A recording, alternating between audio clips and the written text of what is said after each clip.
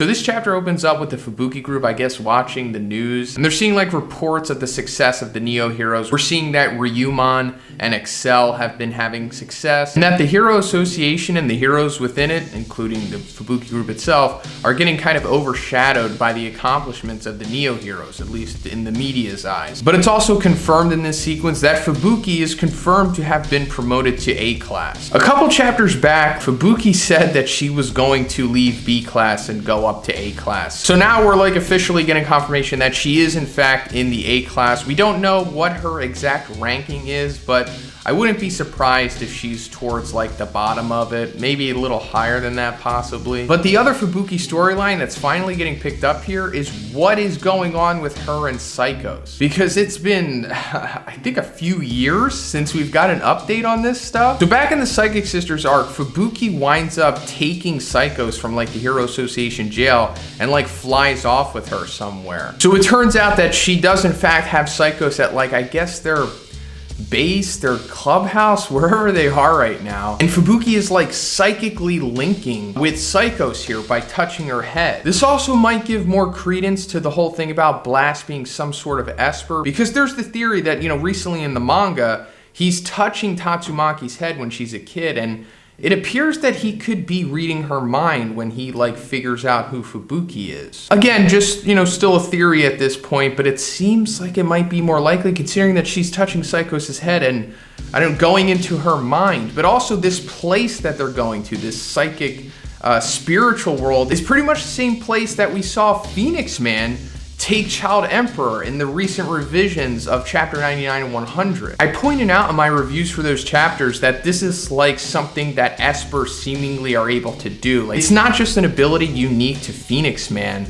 This just seems like some place that exists that, like, if you're strong enough or if you can tap into a certain wavelength or some kind of ability, you can visit this place. And we're seeing Fubuki continuing to question Psychos here, because originally when she visited her in the Hero Association jail, she asked her what she saw in her vision. The vision that was revealed in Psychos and Fubuki's flashback to when they were in high school. We saw that Psychos was able to use the third eye Esper ability, pretty much the same thing that Shibaba was using to be able to predict the future. And when Psychos tapped into this ability, she saw something that like made her go insane pretty much. It's implied that she was kind of seeing like the apocalypse or what the apocalypse could be. And it's very likely that that is tied to whatever is going to happen with God. So following up on that, we're seeing Psycho saying, "I failed. There is no forgiveness." And then Fubuki's like, "For what? By whom?" And then Psycho says, "I don't know. I don't know." And then this just further frustrates Fubuki. I'm assuming that Psychos is talking about being somewhat of a messenger for a god that she's not even completely aware of. This is also touched on a couple chapters back in the manga's continuity, when we see Psychos have this vision of what appears to be the being God. And she says that she was chosen by him. So I'm assuming that this is, you know, pretty much going along the same storyline. So then it cuts to Suiryu on a motorcycle driving to the Hero Association, because at the end of the previous chapter, Suiryu finds out that Suiko is a part of the Hero Association, his sister, and he says that he's gonna go check on her. While he's driving there, I guess he's hearing like the news in his earpiece or something, and the report saying the former sumo living legend Raiden just shook the entire world after having a clash on the streets with Puri-Puri Prisoner. Whereas public opinion leads towards Raiden, both factions still haven't commented on the matter as of today. So yeah, this is a small, somewhat ambiguous update on what's going on between Puri-Puri Prisoner and Raiden. We saw that they were having an altercation because Raiden was like, you know, "Hey, Puri, you should be in jail. I don't think it's cool that like the Hero Association is allowing you to do whatever you want out here." And Raiden was gonna, I don't know, kind of apprehend Puri, but then that sequence ended and we didn't know what happened. So now it turns out apparently something did happen, but we just don't know. In my opinion, I think Raiden probably stomped Puri. He seems to be more powerful than him, like a lot more powerful than him, at least in my opinion.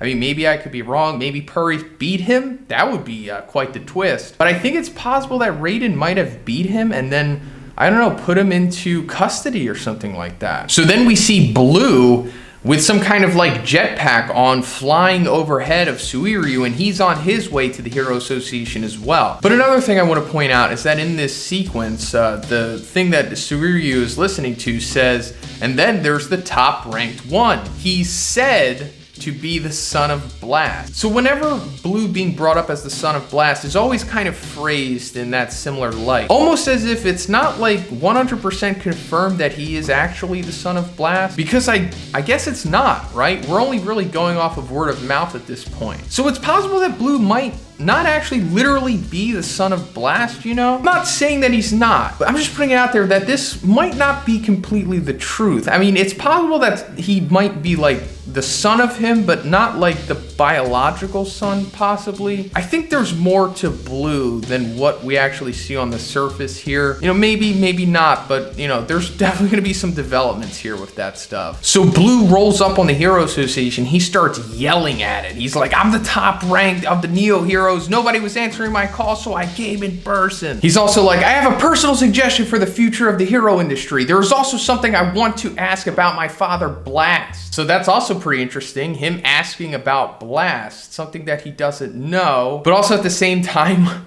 we see the Heroes Named Victim Association also protesting, so they're like shouting over him, and it's all getting like mixed together. This is a hilarious sequence. This just further shows that One is like one of the best comedic writers in the manga game. We're coming to something that I've been looking forward to for so long, and that's Blue encountering Saitama like face to face pretty much. And Blue's like, I don't know who you are, but I saw you. You must be some kind of secret weapon that isn't registered in the hero list. I already know you're no ordinary person. Is your intention to stay hidden and only leave behind results, building up some kind of mythos?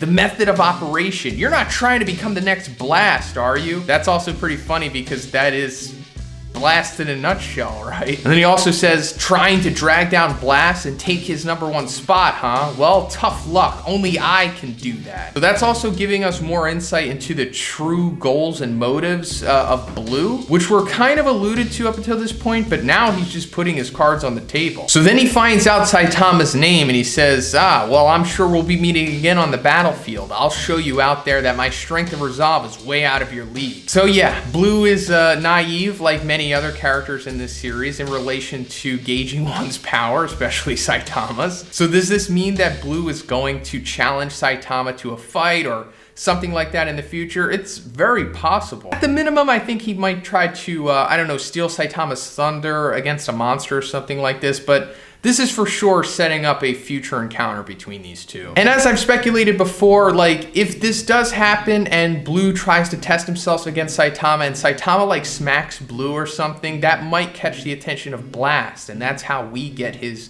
introduction real time into the story maybe. But after this, we're getting the meeting between Suiko and Saitama. So Suiko is excited to meet Saitama because a couple chapters back, Saitama saved her from G6. Or the machine god mirror. Like, it was about to take her out pretty much, and he, you know, one-punched it, so that has her super interested in him. So she's like, how did you get so powerful? I was also trained in martial arts, you see, so if you're interested, we can exchange techniques and stuff. And yeah, of course, Saitama isn't interested in this. And then he gives his literal explanation of his power. He's like, well, I did push-ups and sit-ups. So now we're also getting the first on-panel meeting between Suiryu and Suiko. Suiko is proud of Suiryu for having a proper job, and Suiryu is proud of her for becoming an A-class hero. But then we get this confusion between them because like Suiryu thinks that Suiko is like interested in Saitama and that they're gonna date or something, and you know, she also says he's stronger than you, so he kind of tests Saitama by throwing a kick to his face, you know, similar to, you know, their initial meeting in the manga as well. But then he like offers both of them to join the Neo Heroes, and basically they both decline, so that's not gonna happen. But then it cuts to Genos encountering Blue again. These two had met